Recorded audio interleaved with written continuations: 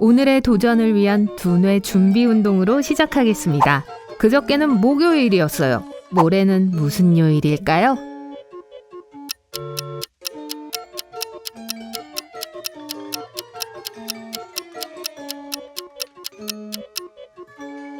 그저께가 목요일이었다면 오늘은 토요일이라는 뜻입니다. 그래서 내일 모레는 월요일입니다. 존스 부인은 개가 6마리예요. 도디, 렉시, 멜, 팡, 소소, 라나예요. 얼마 전 새 강아지를 얻었어요. 이번엔 어느 이름을 고를까요? 렉사, 베아?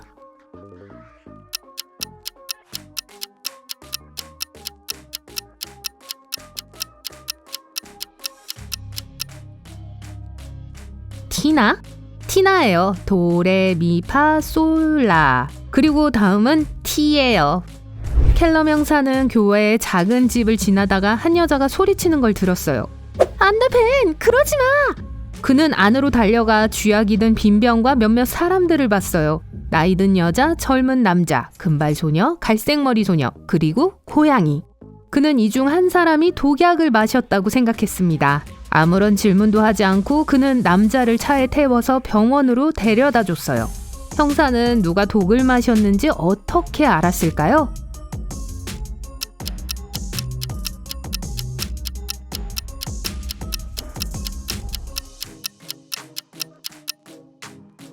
이름을 들었어요. 벤이었어요. 집에는 남자가 한 명뿐이었어요.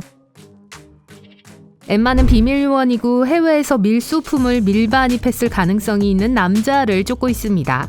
오늘 밤 그의 비밀 사무실을 찾아 그곳에 침입했습니다. 금고가 4개 있어요. 엠마는 장비를 사용하여 3개를 열었지만 모두 비어 있었습니다. 마지막 금고의 코드를 알아내려고 할 때 장치가 작동을 멈췄어요. 엠마는 오직 자신의 힘으로 알아내야 합니다. 다른 새 금고의 코드가 5378, 3785, 7853이었다면 네 번째 금고의 코드는 무엇일까요?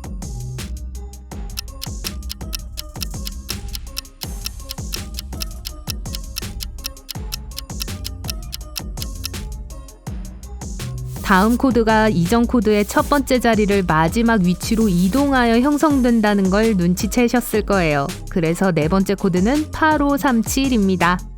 에밀리는 휴가 중이었고 그녀는 호텔에 머물고 있었어요. 어느 날 저녁 외출 준비를 하고 있을 때 문을 두드리는 소리를 들었습니다. 문을 열었을 때 그곳에는 낯선 사람이 있었어요. 아, 미안해요. 실수를 했어요. 방을 잘못 찾았어요. 방해해서 죄송합니다. 그 남자는 떠났지만 에밀리는 그게 실수라고 생각하지 않아서 신고했어요. 왜 의심을 했을까요?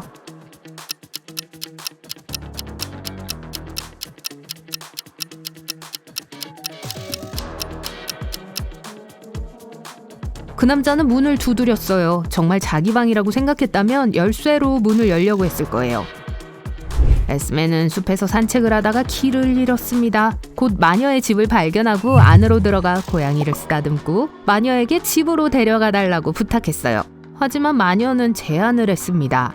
한 문장을 말해봐. 만약 그 문장이 사실이라면 넌 여기에 영원히 머물 거야. 만약 거짓이라면 100년 동안 여기 있게 될 거야. 그렇지 않으면 집에 데려다 줄게. 에스메가 뭐라고 했을까요?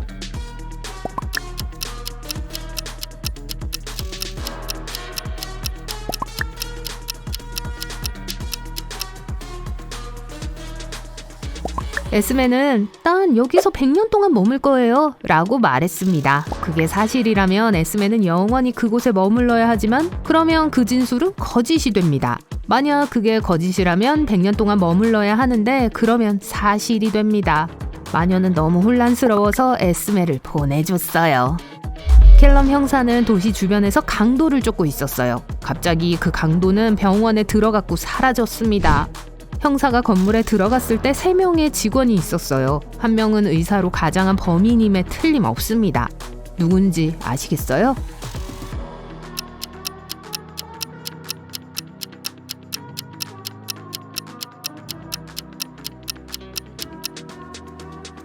왼쪽에 있는 남자예요. 다른 의사들은 모두 병원 신발을 신고 있는데 그 사람만 일반 운동화를 신고 있어요.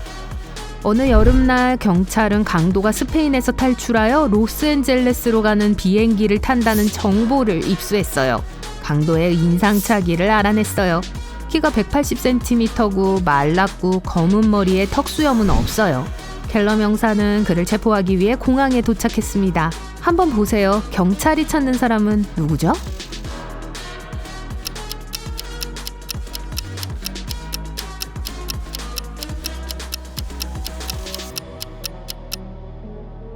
인상차기에 맞는 사람이 없는 것처럼 보일 수도 있지만 보세요. 여기 금발의 남자는 금발 가발 아래에 검은 머리카락이 보여요.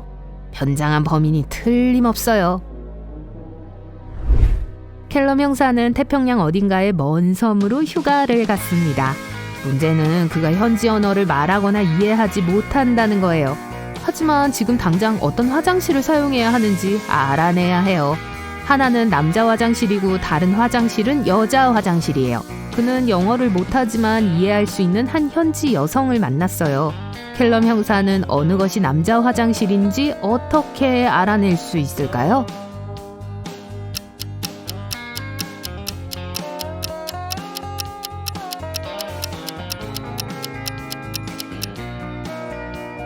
두 가지 질문만 해도 가능합니다. 처음에 자신을 가리키며 나는 남자인가요? 라고 묻고 그 대답을 기억해야 합니다.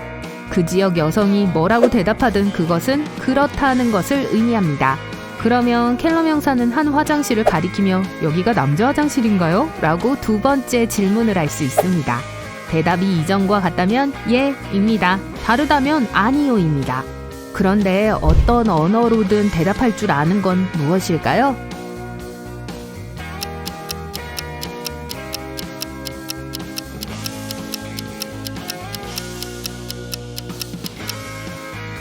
레알이에요. 에일루는 요정이고 일 때문에 숲 반대편 마을로 날아가야 해요. 문제는 여행이 6일이 걸리지만 요정 한 명은 요정가루 4통만 들고 갈 수 있고 한 통은 하루 동안만 충분해요.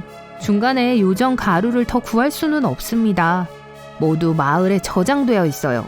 그래서 에일루는 여행에 도우미를 데리고 가야 합니다. 몇 명의 도우미가 필요하며 다른 마을에 도달하기 위한 전략은 무엇일까요?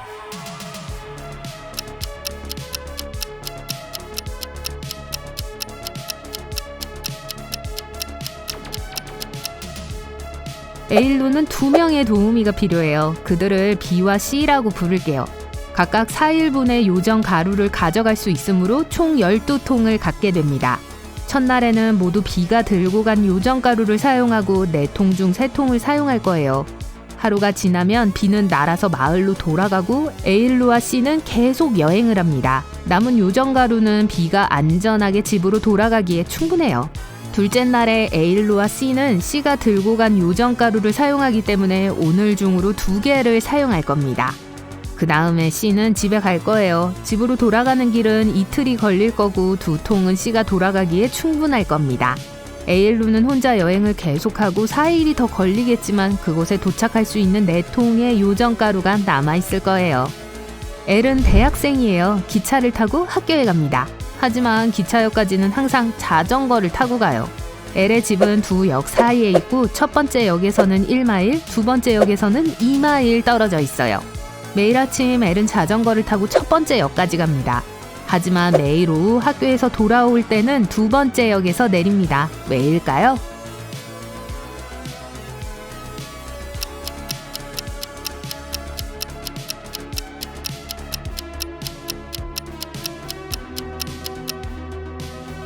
L은 언덕 위에 삽니다. 첫 번째 역은 가장 낮은 곳에 있고 두 번째 역은 가장 높은 곳에 있고 집은 중간에 있어요.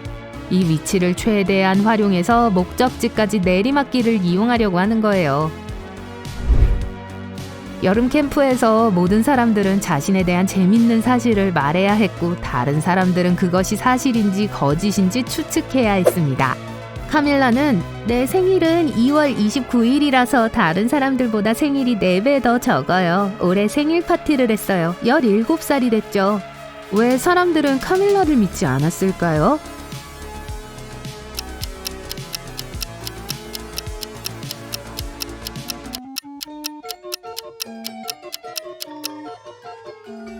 (2월 29일은 4년에 한 번뿐입니다. 17은 4로 나눌 수 없기 때문에 카밀라는 17번째 생일을 축하할 수 없었어요.